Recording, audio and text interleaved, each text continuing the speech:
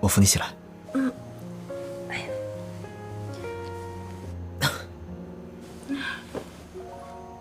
感觉怎么样？挺好的。其實今天的事情不怪你，都怪我自己太大意了，不小心把門給反鎖了。我得謝謝你救了我。行了，別自責了。醫生剛走，他說你沒什麼事兒，就是受到了驚嚇，多休息幾天。這幾天你哪兒都別去，在家好好休息。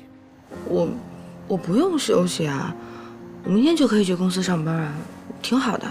那怎麼行呢？這萬一再遇到這樣的事怎麼辦啊？哎呀，不會啦，我以後一定會小心的。沒關係，雖然呢工作辛苦一點，可是我覺得這幾天過得還是挺充實的。不行，就算你要工作，也不能再做清潔工了。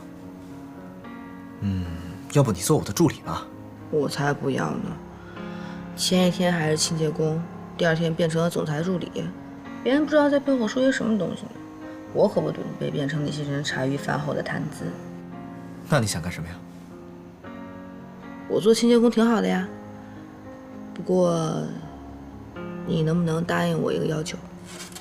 好，只要我能辦到，我一定答應你。那你身邊是不是有一個助理叫南宮琉璃啊？有啊，怎麼了？那你能不能答應我，離那個南宮琉璃遠一點，不要讓他接近你？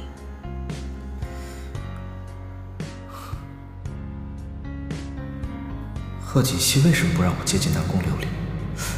難道莫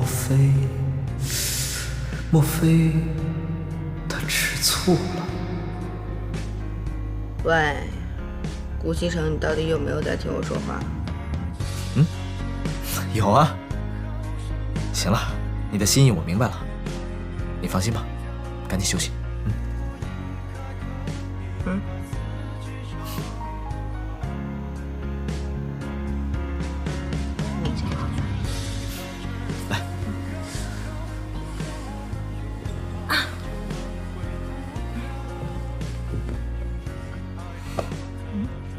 我的貓呢？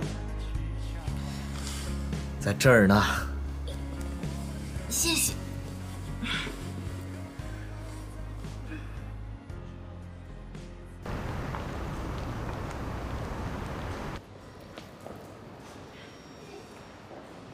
等一下，等一下，等一下。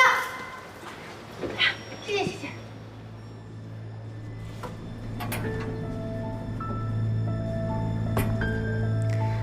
看來上次沒有讓賀錦熙得到教訓啊。